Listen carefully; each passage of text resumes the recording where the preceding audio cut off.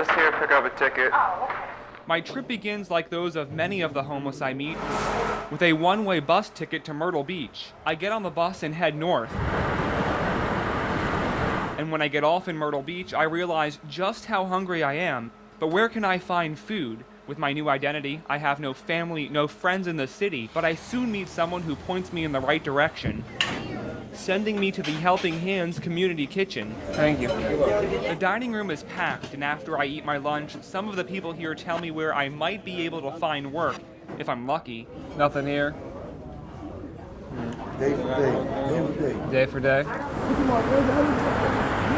Here, this is where you can get some jobs. I head to Labor Ready, one of the city's daily work, daily pay centers. We open at 5:30 in the morning. You will come in at 5:30, sign in, see if there's any work available. Sometimes there's work, sometimes there isn't. There are no jobs right now. It's mid-afternoon and anything that's available has already been assigned. So I fill out the application and I hit the streets once again, looking for a place to rest and hide from the blazing sun.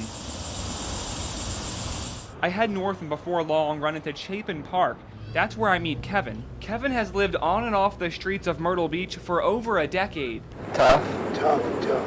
He tells me he isn't able to work because of a brain injury from years ago and is able to survive part of the year by paying for a room in a motel from a disability check. How much that cost you a night? Really? Yeah. Kevin, like almost all of the homeless people I meet, is incredibly helpful. I tell him I've just arrived in Myrtle Beach and he tells me where I can find food and shelter. Where are, like, safe places to sleep? This is church. Oh, here, the church?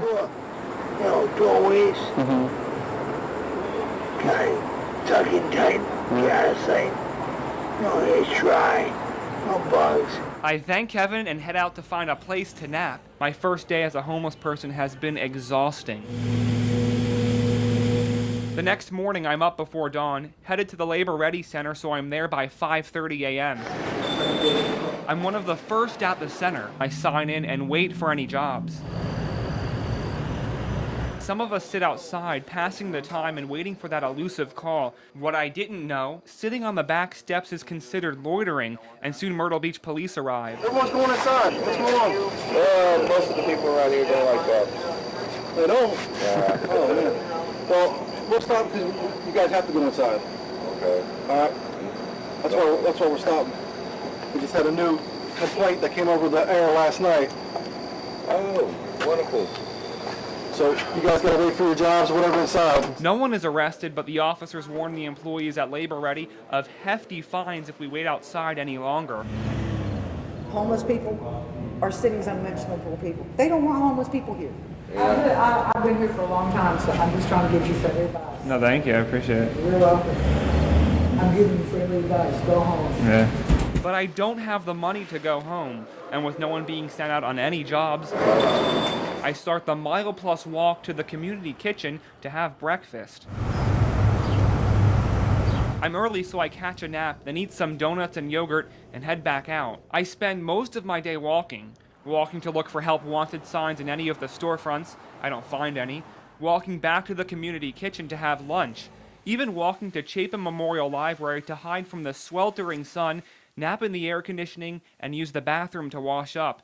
All of the walking uses up every ounce of energy, and it's painful.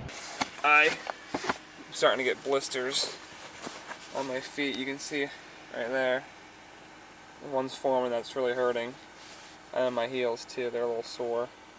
But probably estimate that I've already walked about 10 miles, if not more, the last 36 hours. Besides the physical pain, there's the emotional toll as well. Being out on the streets is, quite frankly, boring.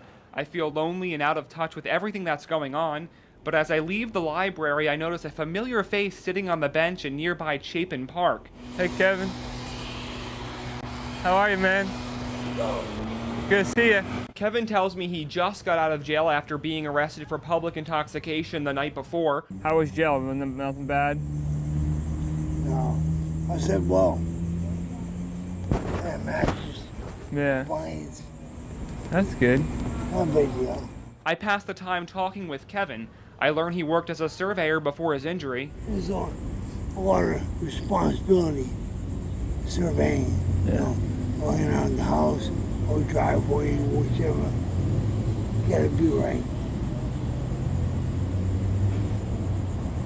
I miss it. When we talk about life on the streets, It's just long days, like boring. I know. Oh, my life is consistent chasing shade. I know what shade is, so I move around.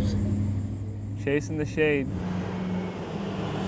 but life as a homeless person is also about chasing the food. And with dusk fast approaching and no money, I don't have any other choice than to head to Ocean Boulevard. You guys have any change to spare? You guys have any spare change? You have any change to spare? Quarter or a nickel, anything? Just trying to get a bite to eat.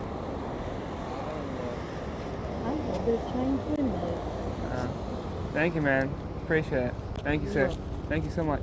With the $1, I'm able to buy some nachos from a fast food restaurant. I eat my dinner, and after night falls over Myrtle Beach, I watch the free fireworks show over the pier. It's now 11 p.m., and I know I need to find a safe place to stay.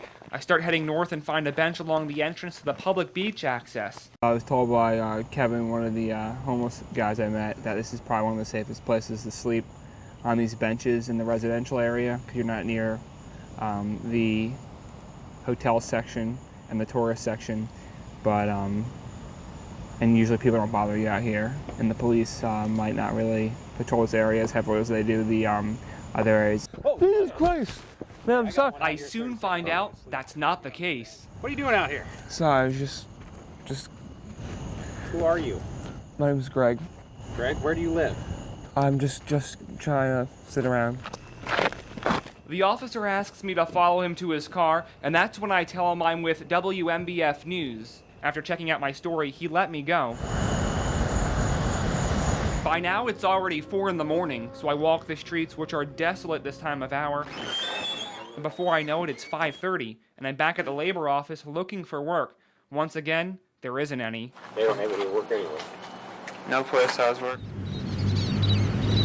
So with my journey complete, I sit on the beach and watch the rising sun, glad I'm finally able to return home this evening.